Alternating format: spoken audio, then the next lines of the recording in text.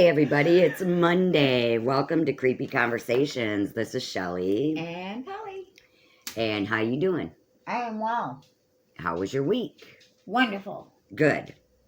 Okay, so Boomer's staring me down. Yes, Boomer's like, you're recording this? I am not having anything that you're interested in. Come here. All right, Boomer's joining us too. I hope you guys enjoyed our little visitor that we had. We wanted him to come in studio. His name is a Bigfoot. And we wanted him to come in studio, but unfortunately he thought humans stink. He was offended by our smell. Yes, and he said he could not be in the room with us. So we had to do it via Zoom. And so he just sent us that video about what he thinks about human beings. Yeah. Which kind of sucked because we wanted to ask him questions, but he refused. Yeah. So. He's a little combative. He is very combative. So if you want to see that, go ahead and check that out. There's a short on the channel. Yes. All right. So is there anything that you would like to talk about this week, Miss Polly? Do I? Should we leave it for the end rant? Sure. All right.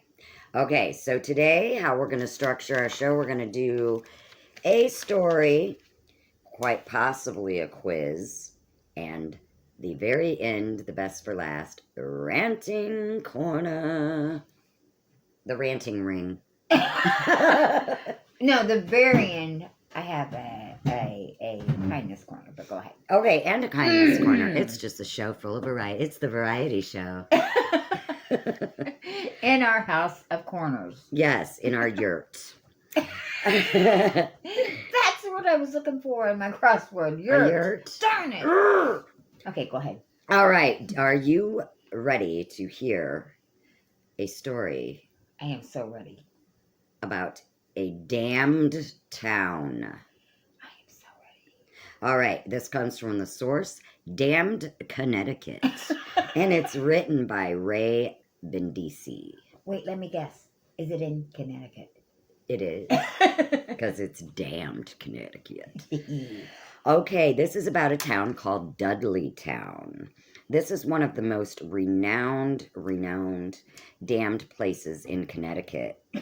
And it is abandoned and allegedly cursed. It is the village of Dudley Town. All right, but as with many dark places, Dudleytown wasn't always like that.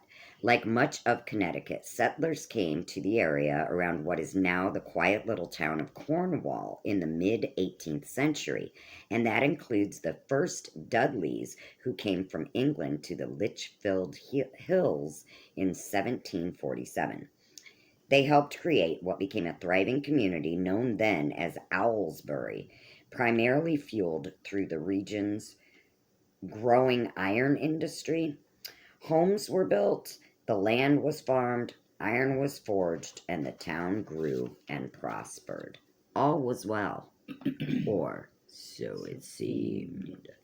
Some attribute the demise of the town to multiple mundane factors: the depletion of the farmland, the decline of the area's iron industry, the natural progression of younger Americans heading west to settle new lands, and so on.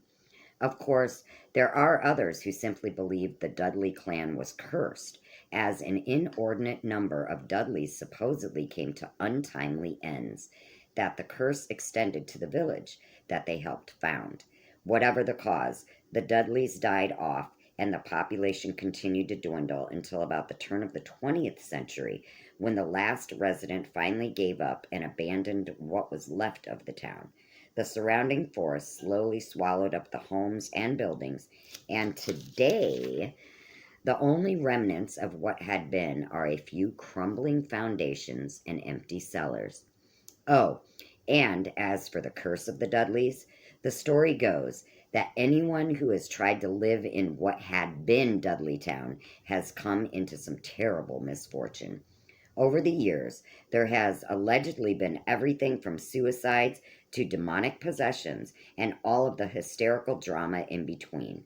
The Warrens, Ed and Lorraine Warren, the demonologists, they did The Conjuring. They investigated The Conjuring in the real story of it. I never saw the movie, so They interviewed. They investigated Amityville. They're famous for famous that demonologists. Kind of, Yeah, Ed and Lorraine Warren. Okay. They famously recorded a Halloween special from Dudleytown in the early 1970s, and they declared it demonically possessed, which essentially opened up the supernatural floodgates. Since then, it has been home to all sorts of alleged paranormal experiences, with visitors witnessing all manner of spirits as well as having unsettling feelings of dread. The area has also drawn the attention of those enthralled with dark forces and demonic rituals, plus a lot of amateur ghost hunters and just teenagers looking for trouble. Fun fact, if you want to go to Dudleytown, you can't.